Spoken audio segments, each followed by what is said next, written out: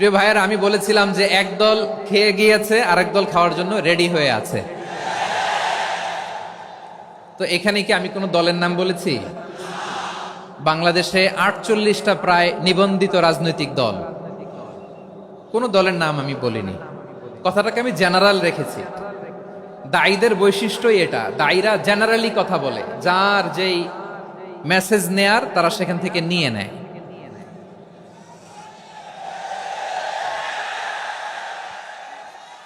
তো কোনো দল এটা নিয়ে কোনো কথা বলল না, আপনারা এটাকে নিজের গায়ে যে মাখালেন, এটা ঠিক হয়নি। আমি বলবো যে এটা খুবই অনভিপ্রেত হয়েছে। কোনো দলকে টার্গেট করে বা কোনো দলের পক্ষে আমরা কখনো কথা বলি না। আমরা কোরআনের পক্ষে কথা বলি, ইসলামের পক্ষে কথা বলি, ঠিক কিনা বলেন? আর এই জাতীয় বার্তা যখন আমরা দেই, তখন যদি আপনি বলেন যে পারলে রাজনীতিতে আসেন, পারলে দল করে দেখান, এটা হইল? আমি কি এরকম কোনো কথা বলেছি? বাংলাদেশে 48টা প্রায় নিবন্ধিত রাজনৈতিক দল, কোন দলের নাম আমি বলিনি। তো কোন দল এটা নিয়ে কোনো কথা বলল না, আপনারা এটাকে নিজের গায়ে যে মাখালেন, এটা ঠিক হয়নি। আমি বলবো যে এটা খুবই অনভিপ্রেত হয়েছে। কোনো দলকে টার্গেট করে বা কোনো দলের পক্ষে আমরা কখনো কথা বলি না। আমরা কোরআনের পক্ষে কথা বলি, ইসলামের পক্ষে কথা বলি, ঠিক কিনা বলেন? সো একটা জেনারেল কথাকে যদি আমার রাজনীতিবিদ বন্ধুরা নিজেদের গায়ে মাখেন, ক্ষুব্ধ প্রতিক্রিয়া জানান, এতে করে সাধারণ জনগণের কাছে একটা নেগেটিভ মেসেজ যাবে ওনাদের ব্যাপারে। এটা হোক আমরা চাই না। এদেশের যত এই যে আমার ভাইয়েরা, এই যে আমি এই যে কথা বলতেছি, সাদা টুপি, ও আচ্ছা আচ্ছা, চলে যাবেন না? একটু জায়গা দিয়ে দেন ওনাকে।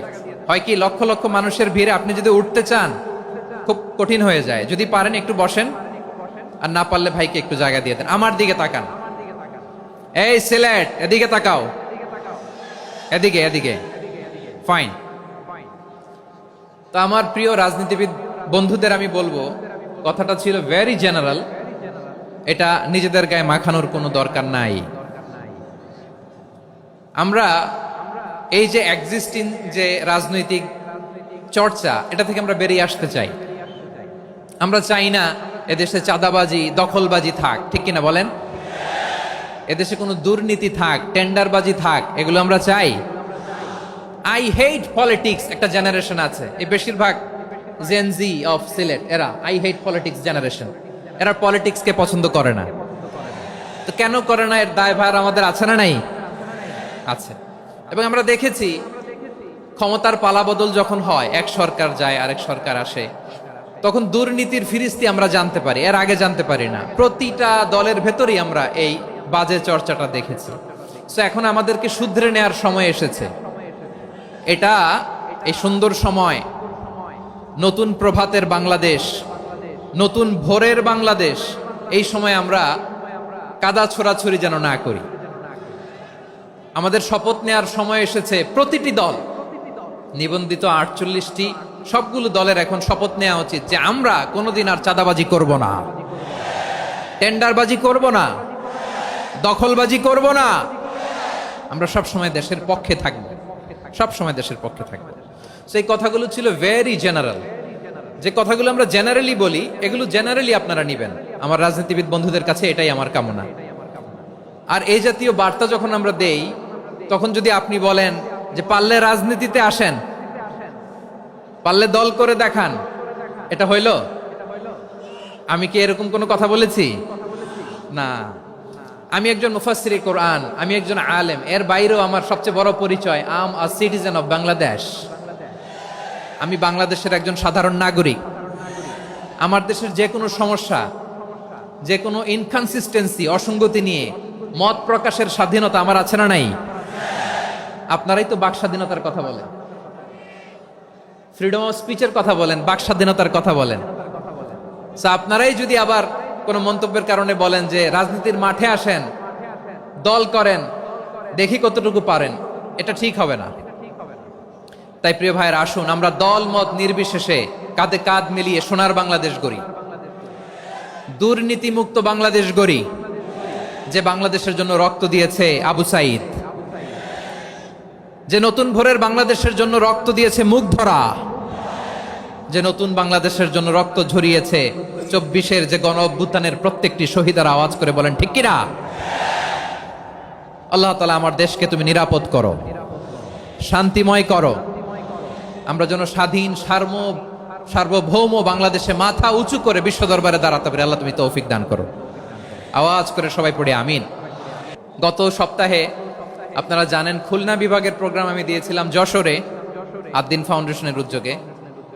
তো যশোরের প্রোগ্রামের এক ভিডিওর পেছনে আমাদের কিছু দিনী ভাইরা 6 বছর আগের এক অডিও ব্যাকগ্রাউন্ডে জুড়ে দিয়ে বিভ্রান্তি ছড়ানোর জন্য সোশ্যাল মিডিয়াতে ছড়িয়ে দিয়েছে। তো তাদের প্রতিও আমাদের কোনো রাগ নাই, ক্ষোভ নাই, তারা হয়তো দিনই তাকাদা থেকেই করেছে, কিন্তু তারা হয়তো বুঝতে পারে নাই এই যে রিসেন্ট আলোচনার ভিডিওর পেছনে 6 বছর আগের অডিও জুড়ে দেওয়া, এটাকে বাংলায় বলে প্রতারণা। কি বলে? প্রতারণা, ধোঁকাবাজি। এখনকার আলোচনার ভিডিও আর ব্যাকগ্রাউন্ডে এডিট করে লাগিয়েছে 6 বছর আগের অডিও। এটারে প্রতারণা বলে, ধোঁকাবাজি বলে। আর বিশ্বনবী বলেন মান গশানা ফালাইসা মিন্না, the person who deceives us he is not among us. যে আমাদেরকে ধোঁকা দেয় সে আমাদের অন্তর্ভুক্ত নয়। তো বিশ্বনবীর এই হাদিস তারা মনে রাখে না। তো এজন্য শুধু বিশ্বনবীর প্রতি সাল্লাল্লাহু আলাইহি ওয়াসাল্লামের প্রতি সেরেফ ভালোবাসা আপনাকে বাঁচাতে পারবে না যদি বিশ্বনবীর আদর্শ আপনি গ্রহণ না করেন। তার জলজান্ত প্রমাণ আবু তালেব বিশ্বনবীকে অনেক ভালোবেসেছেন আলাইহিস সালাতু ওয়াসসালাম। পলিটিক্যাল শেল্টার, ফিনান্সিয়াল শেল্টার, সব ধরনের শেল্টার তিনি দিয়েছেন, কিন্তু বিশ্বনবীর আদর্শ মানেন নাই। মুক্তি মিলবে? হ্যাঁ, আওয়াজ করে বলেন, আবু তালেবের কি মুক্তি মিলবে? তাহলে সেরেফ ভালোবাসা আপনাকে বাঁচাতে পারবে।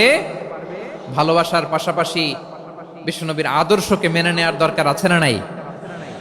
তো যারা এই সমস্ত কাজ করেন আমাদের ভাইয়েরা, তাদের জন্য আল্লাহ তাআলার কাছে আমরা হেদায়েতের দোয়া করি। আবার আমি দেখেছি আমার গত সপ্তাহের যশোরের আলোচনার একটা লাইনকে কেন্দ্র করে আমাদের অনেক রাজনীতিবিদ বন্ধুরা অনেক ক্ষুব্ধ প্রতিক্রিয়া দেখাচ্ছেন। ওই কথাকে নিজেদের গায়ে টেনে, নিজেদের গায়ে মেখে ওনারা ক্ষুব্ধ হয়েছেন।